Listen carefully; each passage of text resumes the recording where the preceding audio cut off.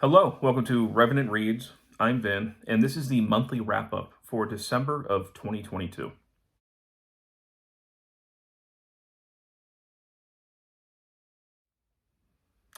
So I'm just going to talk about the books that I finished in December of 2022 to finish out the year. Now, I have actually a pretty decent pile for me, at least, as far as what I read. I've talked about all of these books more in depth in my Fresh Read Kills videos, which can be found, of course, on my channel. So I'm not going in depth on any of these. These are just going to be brief summaries, and really, this is just a wrap-up video, a catalog of the things that I read. So I started off the month, actually, as part of a buddy read, reading this, The Dark Queens by Shelley Puhak.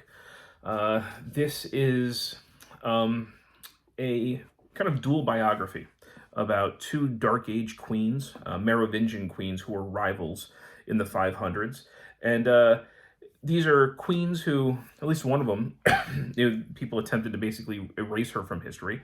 And if they weren't erased from history, at least, obviously they weren't successful in doing that because we know about them. They were often spoken of as like cautionary tales for the dangers of letting women get too much power.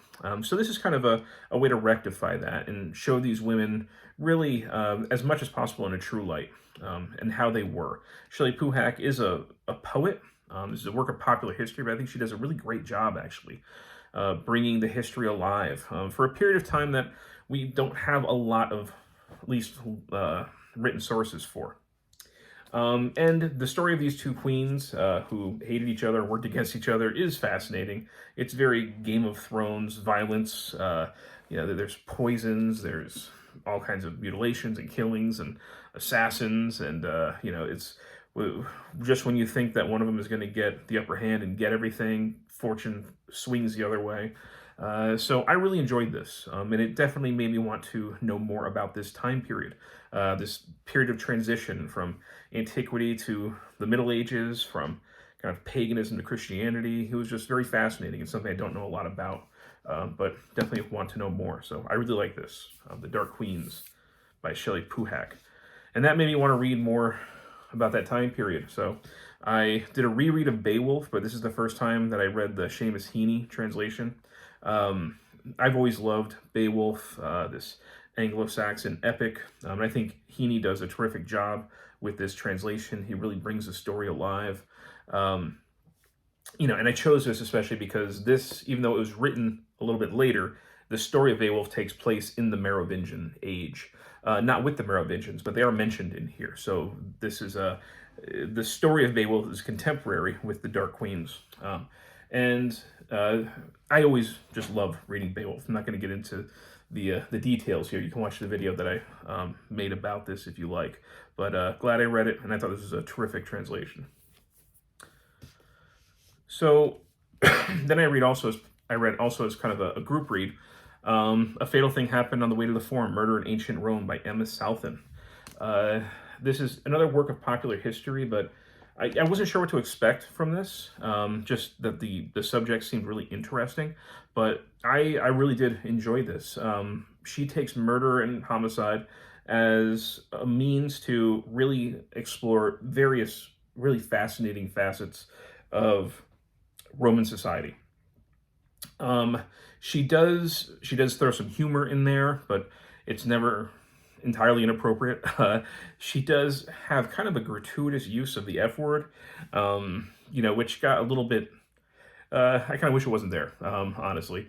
I don't mind the F word here and there. It feels like it's overused in this.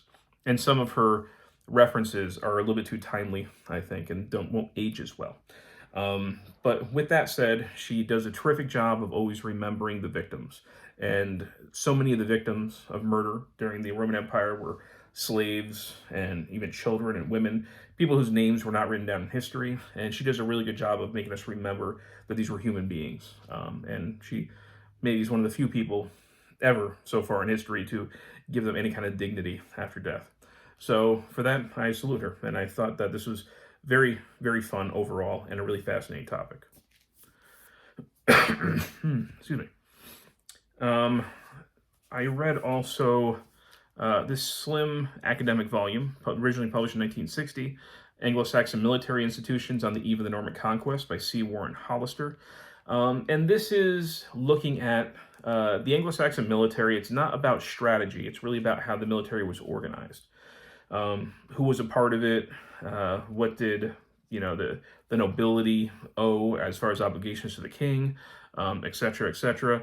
And I thought this stuff was fascinating. It is not written for a general audience at all, but I do have something of a background, at least different books that I've read about that time period, so I was able to follow everything pretty easily. But it's also kind of a corrective. This is at a time when I think historians were starting to look at the Anglo-Saxon military in ways that were less likely to underestimate them. It seems like early 20th century historians really looked at the Anglo-Saxons as backwards, and the Normans as this kind of continental future sweeping away the old way. And what Hollister says is really that's not really true. That's not really what it was. And the Anglo-Saxon military was actually quite capable, and I think he proves that in this. So I'm glad I read it. It's definitely right up my alley, but it's not going to be for everybody. I also read it was The War of the Trenches by Jacques Tardi. This is a graphic novel about World War I. And for this, Tardi was inspired to do this after all the stories he heard from his grandfather, who had been in World War I. But he did all kinds of pretty extensive research, eyewitness accounts. He really closely examined photographs of the time period to get things as accurate as possible. And it's not one story, it's more vignettes throughout the war that are basically inspired by the things that he read. So it's not strictly nonfiction, but it's probably as close as you'll get to what, the war was really like in a graphic novel form. And it's some dark stuff.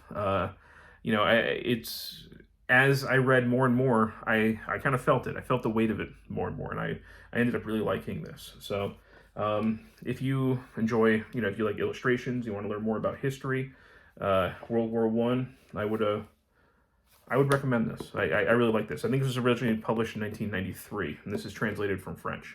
So, okay, 3 more, real quick, rapid fire. I had read also Doctorow's Ragtime. Had this on my shelves for a long time. I know it's quite well loved. I did not like it quite as much as it seemed a lot of other people did.